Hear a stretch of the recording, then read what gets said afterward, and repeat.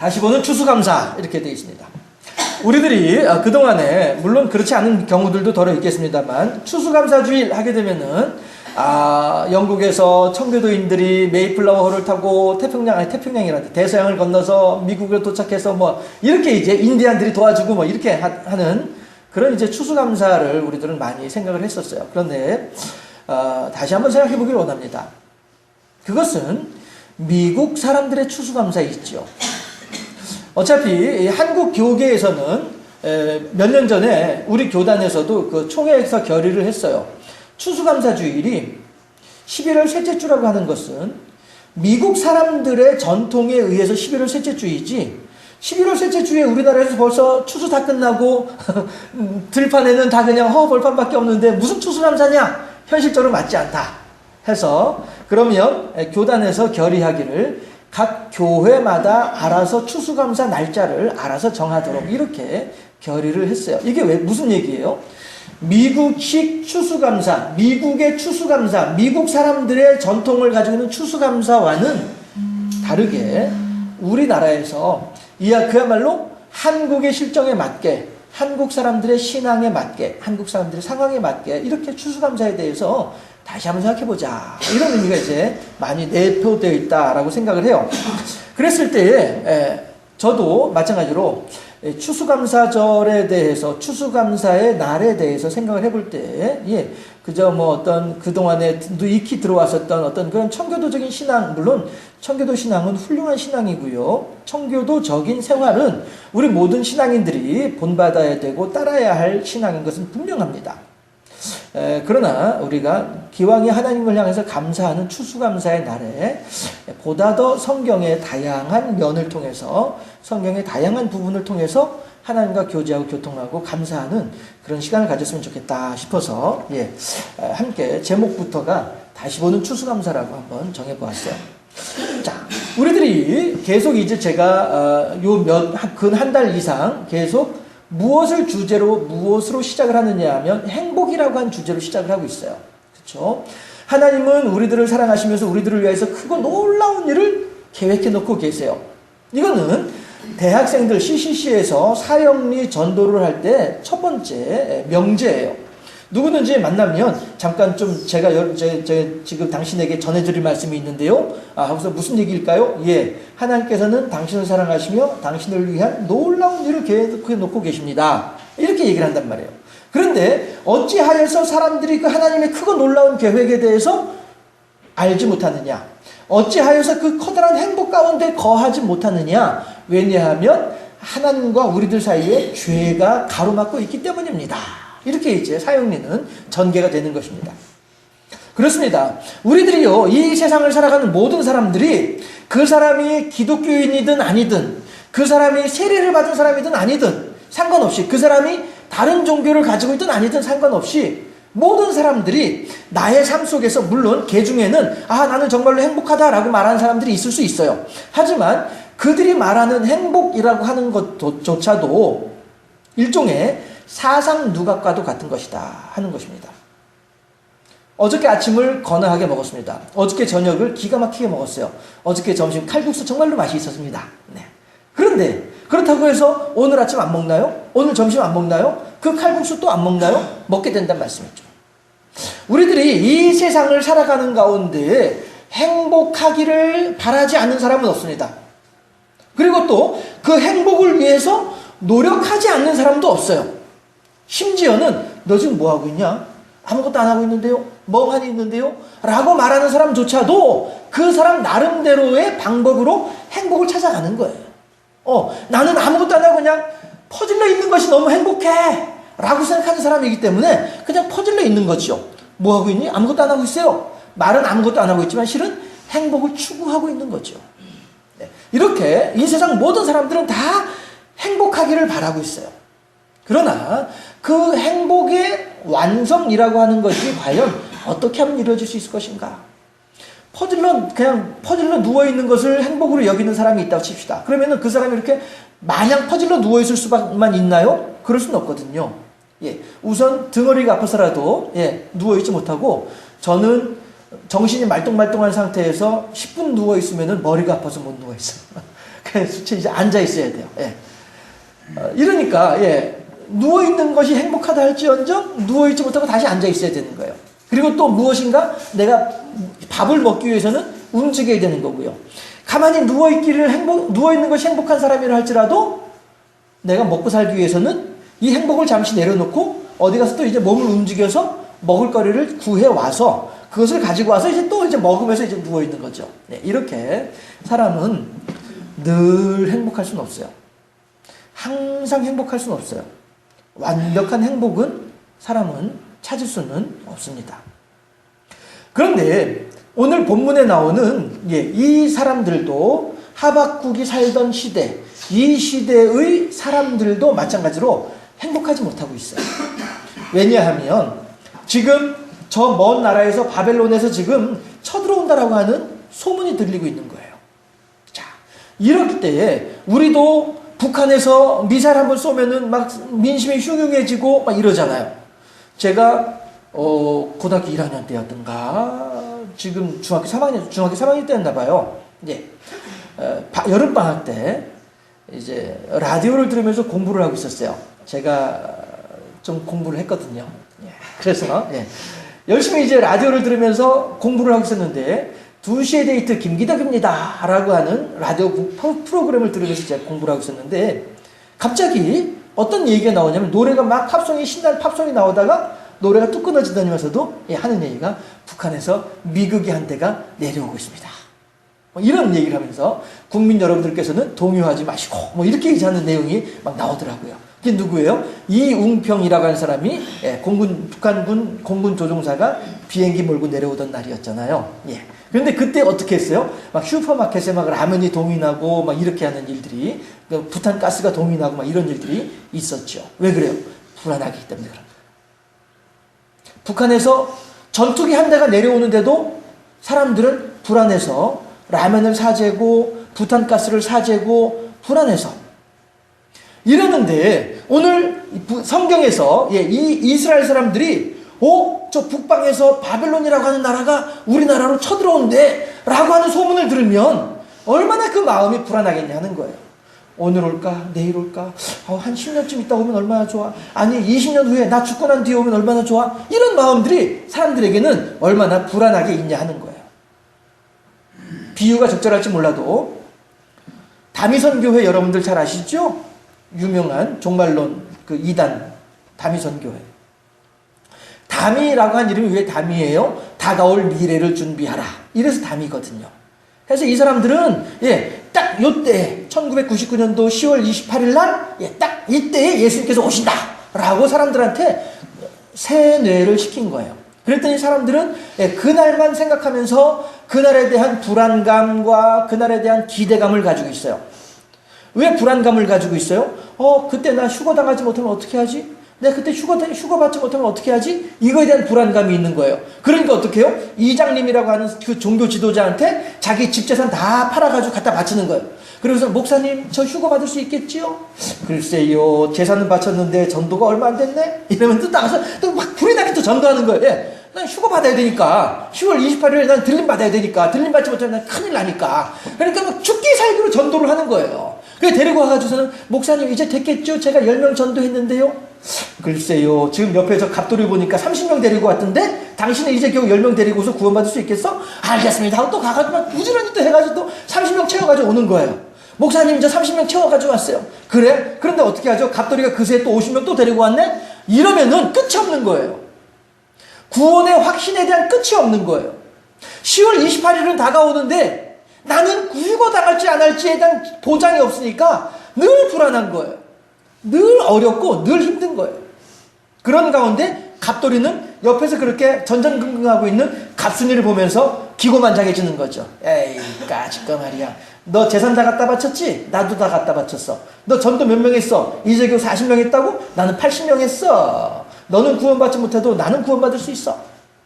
이 생각이 자기 스스로를 자만하게 만들고 우월하게 만드는 거예요. 그리고서는 두 손 들고서 주여 어서 오시옵소서 흰 옷 입고서 이제 딱 가가지고 기다리고 있는 거죠. 내가 구원받지 못하면 누가 구원받으리? 이러고 있는 거죠. 다가올 미래, 임박한 종말에 대한 사람들의 불안감이 그렇게 나타나더라 하는 거예요. 오늘 본문의 이스라엘 백성들도 마찬가지라는 것이죠. 야, 바벨론이 쳐들어온대. 어떻게 하면 좋지? 걱정하지 마라. 왜 걱정하지 마? 아, 우리에게는 성전이 있잖아. 우리에게는 하나님의 언약궤가 있잖아. 하나님의 법궤가 있잖아. 바벨론이 우리나라에 발을 들여놓는 그 순간에 하나님께서 그 모든 바벨론 군사들을 싹 다 몰아내줄 거야. 걱정하지 마. 그럴까? 라고 생각하는 사람들이 있어요. 그런 다음에 또 어떤 사람은 무슨 소리냐? 하나님의 영광은 이미 성전을 떠났다. 하나님은 우리 이스라엘을 버리셨다. 하나님께서는 결코 바벨론의 소나기로부터 너희들을 지켜주지 않을 것이다. 이러한 선포가 사람들에게 나타나지고 있는 거예요. 예레미야를 통해서. 이렇게 했을 때 사람들은 어디로 가야만 하겠어요? 이 사람들은 어느 편에 서야 하겠어요? 내 귀에 듣기 좋은 하나님께서 우리들을 지켜주실 것이다 라고 한 사람들을 편을 들 것인가? 아니면 하나님께서 우리들을 버리셨다. 우리는 망할 것이다. 우리들은 다 이제 죽게 될 것이다. 우리들은 바벨론으로 포로를 끌려가게 될 것이고 이 나라는 없어질 것이다 라고 하는 사람의 말을 들으면서 아이고 그래요 당신이 훌륭하십니다 라고 판단을 할 것이냐라고 하는 거예요. 여러분들이라면 누구의 손을 들어주겠습니까? 여러분들이라면 누구의 말에 더 귀를 기울이겠습니까? 하나님께서 우리들을 지켜주실 것이야 라고 하는 말에 귀를 기울이시겠습니까? 아니면 우리들은 망했어, 우리들은 다 이제 죽었어 라고 하는 말에 귀를 기울이시겠습니까? 누구의 말이 더 옳다라고 인정해 주시겠습니까? 여러분이라면. 이스라엘 백성들은 지금 예레미야 선지자의 말에 대해서는 깡그리 무시하면서 도리어 너는 어째서 하는 말마다 그래 우리들이 안 된다고 하는 말만 하고 우리들이 망했다라고 하는 말만 하고 너는 대체 우리 민족이냐? 너는 대체 우리나라 국민이냐? 너 반역자 아니야? 요즘 말로 하면 너 종북 아니야? 너 좌파 아니야? 이러면서 예레미야를 감옥에다 집어넣어 던져버리고 마는 거예요. 그리고서는 몇몇 사람들이 걱정하지 마. 하나님께서 우리들을 지켜줄 거야. 우리들에게는 하나님의 성전이 있고 우리에게는 하나님의 법궤가 있으니까 하나님께서 우리들을 돌봐주실 거야 라고 말하는 그 사람들한테 가서 아이고 선지자님이시여 당신이야말로 우리들의 인생의 참 지도자이시고 이 나라의 참 영도자이십니다 라고 하면서 다들 거기 가가지고 붙어가지고 그 사람을 칭송하고 있는 거란 말이에요. 그 사람들은 지금 우리들은 이제 알고 있죠. 성경에 대해서 잘 알고 있는 우리들은 이제 알고 있죠. 누구의 말이 맞았는지. 과연 바벨론의 창검으로부터 이 나라를 지켜줄 것이다 라고 했던 그 사람들의 말이 맞았는지 아니면 아니다 이 나라는 망할 수밖에 없다 라고 말하는 이 사람의 말이 맞았는지 우리들은 이제 다 알고 있잖아요. 그러나 이 당시 이스라엘 사람들은 그것에 대해서 알지 못하고 있는 거예요. 그래서 이쪽에 가가지고 역시 참 지도자이십니다 라고 하면서도 불구하고 어떻게 해요? 아까 다미선교회 사람들 중에서 갑순이가 불안한 것처럼 여전히 이 사람들은 불안하고 있는 거예요. 여기에서 그래요 듣기 좋은 말을 들으면서 알겠습니다 그래요 당신이 우리들의 삶의 희망입니다 라고 하고 있음에도 불구하고 여전히 불안한 거죠. 왜요? 1%의 가능성이라도 이 사람이 한 말이 맞으면 어떻게 하지? 이거에 대한 생각 때문에 이스라엘 백성들은 결코 행복할 수 없는 거예요. 잠을 자더라도 다리를 뻗고 잘 수가 없고 자리에 눕더라도 허리를 쭉 펴지 못하고 눕고 있는 거예요. 언제든지 도망갈 준비를 하고요. 지금 우리나라에서도 이번에 지진 겪고 난 뒤에 재난용품 뭐 이런 거 해가지고 뭐 불티나게 팔렸다면서요. 예, 제가 알고 있는 어떤 사람도 하는 얘기가 그러더라고요. 현관에다가 가방 딱 뿌려놓고 이러고서 안심하고 잠들더라는 거예요. 예, 언제 지진 날지 모르니까 지진만 흔들렸다 하면 가방 들고 튀어나가려고. 예. 이스라엘 사람들이 지금 그렇게 이 선지자의 말을 들으면서 그래요 알겠습니다 내가 당신의 말을 믿습니다 하면서도 불구하고 여전히 한편은 불안한 거예요. 결코 행복하지 못하죠. 자 그러면은 다시 한번 우리들은요 사형리로 돌아와서 사형리의 첫 번째 명제는 하나님 우리들을 사랑해 우리들의 그 놀라운 일을 예비해 놓고 계십니다 라고 하는 것이 첫 번째이고 그런데 두 번째 어째서 우리들은 그 하나님의 큰 놀라운 은혜를 누리지 못하고 있는 것입니까? 우리들과 하나님 사이를 가로막고 있는 죄 때문입니다. 이 죄 때문입니다. 여기 한번 우리가 집중해 보자고요. 이스라엘 사람들이 지금 이 나라는 망하지 않습니다 라고 말하는 거짓 선지자들의 편에 서 있는 이 마음은 어떤 마음이에요? 하나님의 뜻에 합당한 마음인가요? 하나님의 계획에 순종하는 마음인가요? 하나님의 말씀하심에 아멘하고 화답하는 마음인가요? 아니란 말이에요. 분명히 이 사람은 둘 사람 중에 한 사람은 맞는 사람이고 한 사람은 틀린 사람이에요. 그러면 우리들은요, 이스라엘 백성들은요, 옳고 그름의 가운데 서가지고 잘못된 길로 가는 것이 아니라 올바른 길로 걸어가야만이, 올바른 길로 가야만이 이것이 합당한 삶이잖아요. 왜? 거기에 하나님의 뜻이 있으니까. 그런데 지금 이스라엘 백성들은 자기의 욕심을 따라서 하나님의 뜻과는 상관이 없는 엉뚱한 길로 가면서 거기서 행복하기를 바라니 과연 이 사람들이 행복할 수 있겠느냐.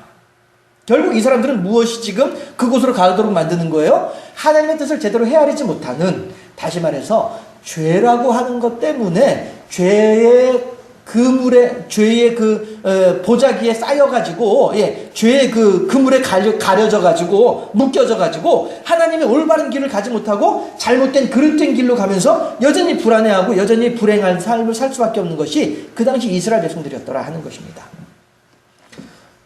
우리들도 마찬가지로요, 오늘을 살아가는 우리들도 참과 거짓의 기로에 우리들은 늘 서 있어야 합니다.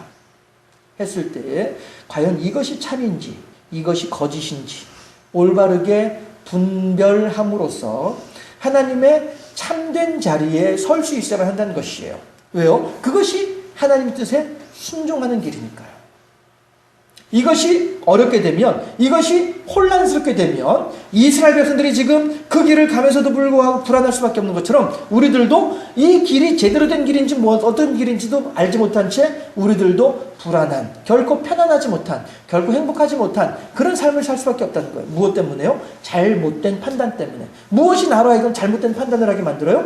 죄라고 하는 것이.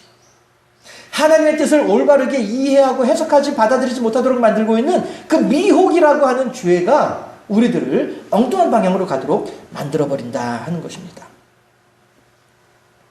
해서 이스라엘 백성들도 마찬가지고 우리들도 그렇고 당장 눈앞에 펼쳐지는 일들로 인하여서 과연 이 일들을 어떻게 하면 좋지? 우왕좌왕하면서도 불구하고 어떻게 하면 이 일을 벗어날 수 있을까 걱정하고 고민하고 있으면서도 불구하고 어떤 해결책도 찾지 못하는 이러한 사람들이 이스라엘 백성들이고 어쩌면 오늘을 살아가는 우리들의 모습은 아니겠느냐 하는 것입니다. 이러한 이스라엘 백성들을 향해서 하나님께서는 아주 무서운 말씀을 하고 계세요. 에스겔서 5장 말씀입니다. 함께 찾아보실까요? 에스겔서 5장 말씀.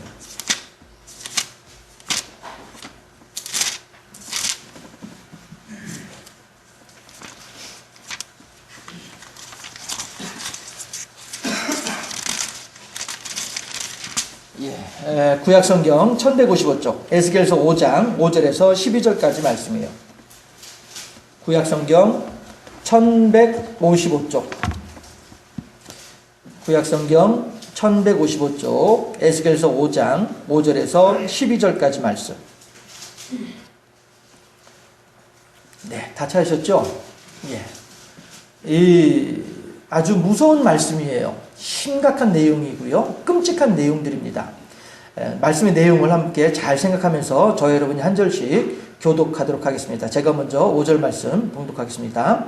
주 여호와께서 이와 같이 이르시되 이것이 곧 예루살렘이라. 내가 그를 이방인 가운데 두어 나라들이 둘러있게 하였거늘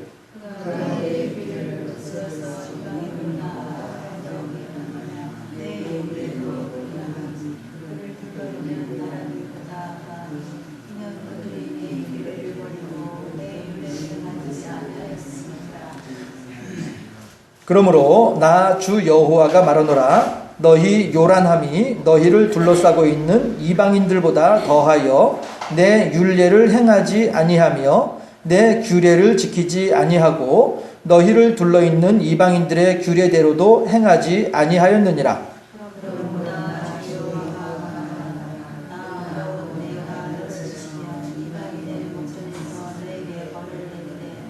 내 모든 가증한 일로 말미암아 내가 전무후무하게 네게 내릴지라.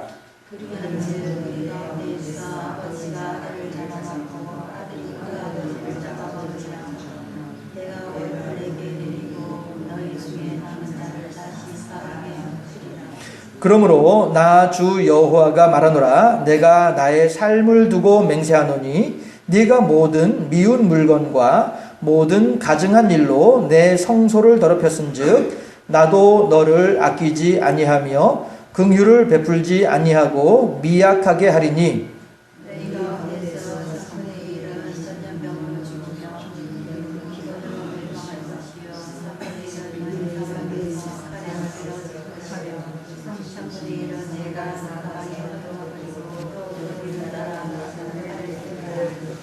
아멘. 이게 왜 그렇습니까? 지금 어째서 아비가 아들을 잡아먹고 아들이 아비를 잡아먹는 일이 어째서 생깁니까?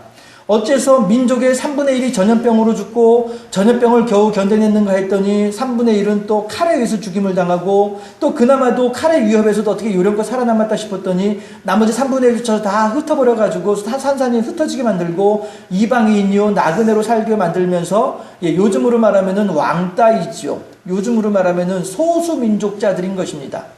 요즘으로 말하면 사회적 약자들인 거예요. 어느 누구의 도움도 받지 못하는 이러한 사람들이 형편이 돼서 수채 사는 것보다 죽는 게 낫다라고 말할 수밖에 없는 처참한 삶을 살도록 만드는 이유가 무엇이겠냐 하는 거예요.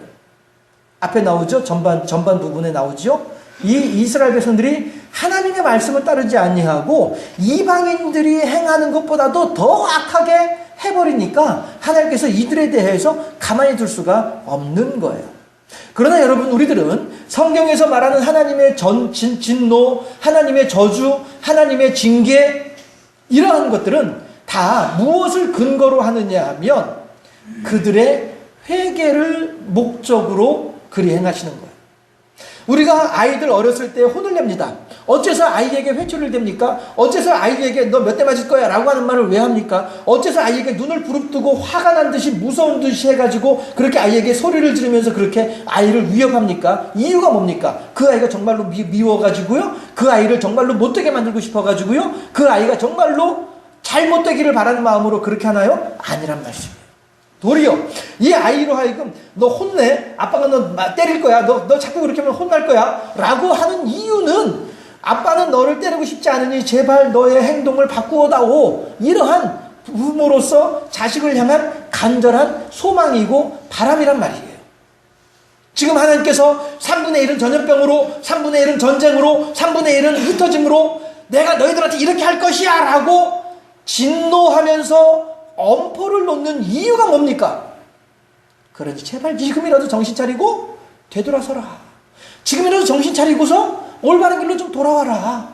예레미야가, 하박국이 그렇게도 간절히 외치는 것처럼 지금이라도 하나님을 향해서 돌이켜라. 지금이라도 하나님을 향해서 뜻을 돌이켜라. 이렇게 말을 하는데도 불구하고 이 사람들은 그 일에 대해서 알았습니다. 천국에 이주 없어서 손 들고 오나이다. 하나님을 향하여서 두 손 들고 나온 사람이 없었기 때문이란 거예요. 예레미야서는 하나님께서 예레미야에게 그러시죠. 너 나가서 이 예루살렘 도시를 한번 돌아다니 보아라. 의인을 한 사람이라도 내가 발견한다고 한다면 그 한 사람의 의인 때문에라도 이 예루살렘을 멸망하지 않도록 해주겠노라. 하나님께서 약속하신다니까요. 소돔과 고모라에서는 10명이었었어요. 소돔과 고모라는 10명이 없어서 멸망당했습니다. 그런데 예레미야 시대의 예루살렘은 의인 한 명이 없어서 멸망당하는 거예요. 하나님께서는 소돔과 고모라를 향해서는 그래도 10명은 있어야 된다라고 이스라엘 사람들에게 책임을 지웠지만 예루살렘 사람들에게는 한 명만 책임을 지우시는 거예요. 짐이 10분의 1로 줄어들었어요. 내 부담이 10분의 1로 줄어들었어요. 그럼에도 불구하고 그것조차도 하나님께 충족시킬 수 없는 사람들이 이스라엘 백성들이었더란 말이에요. 어느 누구 하나 하나님을 향해서 그래요 하나님 제가 잘못했습니다. 내가 지금이라도 뜻을 돌이키고 행동을 돌이키고 삶을 돌이키고 하나님을 향해서만 오직 하나님만을 바라보면서 하나님 제일주의 신앙으로 살겠습니다 고백한 의인이 한 사람도 없었기 때문에 예루살렘은 멸망할 수밖에 없다.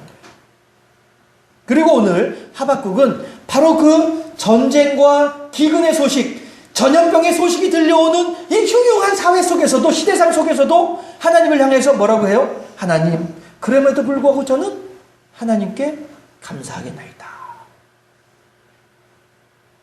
여러분, 미국의 신앙인들을 제가 깎아내리고자 하는 말이 결코 아니고요. 우리나라에 들어온 미국식 복음에 대한 한 부분을 여러분들에게 말씀드리고자 합니다. 미국식 복음이 우리나라에 들어와서 추수감사주일이 어떻게 됐냐 하면 지금 우리도 이렇게 예쁘게 성심성의껏 이렇게 차려놓았어요. 그리고 우리들의 마음을 이렇게 고백을 하고 있습니다. 감사하고요, 풍성하고요, 행복하고요, 넉넉합니다. 그런데 만약에 농사가 엄청나게 흉년이 들었다 치시죠. 자, 아니할 말로 어저께도 이제 그 점심 같이 식사하면서 그런 얘기들을 했습니다만 지금 울산에서는 경제가 완전히 파탄나 있잖아요. 자, 그러면 울산에 있는 사람들은 우리나라에 들어온 미국식 복음에 근거하면 울산에 있는 직장인들은 하나님을 향해서 감사할 게 없어요. 왜? 추수할 것이 없으니까. 우리들은 이렇게 추수할 것이 많이 있어서 하나님께 드리면서 하나님께 추수감사의 예물로 하나님께 추수감사로 하나님께 영광을 돌리고 있는데, 한국에 들어온 미국식 추수감사의 전통에 의하면 풍성한 것이 없으니까 하나님께 감사할 것도 없는 거죠. 하나님이 나한테 이번 해는 나한테 아무것도 안 주셨어요. 이번 해에는 난 마이너스예요. 그런데 하나님께 내가 감사할 게 뭐가 있어요? 미국식, 한국에 들어온 미국식 복음은 그렇단 말이에요. 미국의 신앙이 잘못됐다는 것이 결코 아니고요. 그 신앙을 한국 사람들이 받아들이기를, 한국의 신앙인들이 받아들이기를 그러한 식으로 받아들였다는 거예요. 다시 말해서 너 나한테 10개 주었지? 그래, 알았어. 그럼 내가 너한테 돌려주긴 줘야 되는데 10개까지 못 주겠고 한 7개 줄게. 예, 이러한 관계. 하나님께서 나한테 이만큼 주셨으니까 나도 하나님께 이만큼 드릴게요 라고 하는 관계. 이러한 신앙. 하나님이 나한테 내 기도에 응답하지 아니하시고 하나님께서 내 길을 열어주지 아니하셨을 때에는 하나님을 향해서 하나님 대체 이게 뭐한 짓이에요? 내가 그동안에 하나님께 갖다 바친 게 얼만데? 라고 당당하게 하나님을 향하여서 손가락질하는 사람들이 우리들이 아니겠냐라고 하는 거예요. 적어도 저는 그랬어요. 여러분들은 어떠셨는지 모르겠지만 저는 그랬어요. 길거리 다니면서도 하나님을 향해서 이렇게 자꾸 손가락질하는 거예요. 저는 그러면서 어떤 표현을 했냐면은 하나님을 향해서 내 똥침 찔렀다라고 저는 표현을 했어요. 얼마나 기고만장했습니까?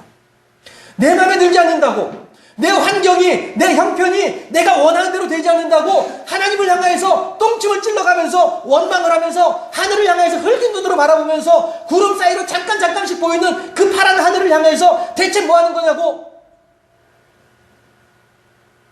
어쩌면 우리들은 이렇게 내게 주어진 것으로 인하여서 감사하고 내게 주어진 것으로 인하여서 행복하고 내게 주어진 것으로 인하여서 하나님께 영광 돌리는 그런 삶은 아니었던가 하는 거예요. 한번 생각을 해보세요.